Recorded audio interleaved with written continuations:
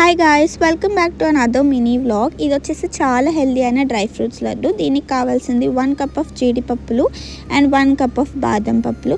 ఇవి చిన్నగా చాప్ చేసి పెట్టుకుంటే లడ్డు చేసుకోవడానికి బాగుంటుంది. తర్వాత ఇక్కడ నేను ఒక 1 కప్ ఆఫ్ పల్లీలు తీసుకున్నాను.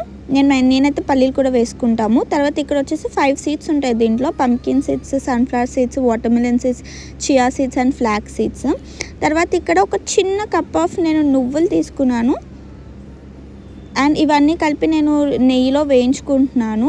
తర్వాత ఇవి ముందుగా మనం కట్ చేసుకున్న బాదం పప్పులు, తర్వాత ఇవేమో జీడిపప్పులు అండ్ ఇవి నువ్వులు. ఇవన్నీ కలిపి నెయ్యిలో వేయించుకోవాలి మనం. ఆ తర్వాత ఇవన్నీ ఏదైతే వేయించుకున్నామో ఇవన్నీ ఒక బౌల్లో వేసుకుని అన్నిటినీ మిక్స్ చేయాలి.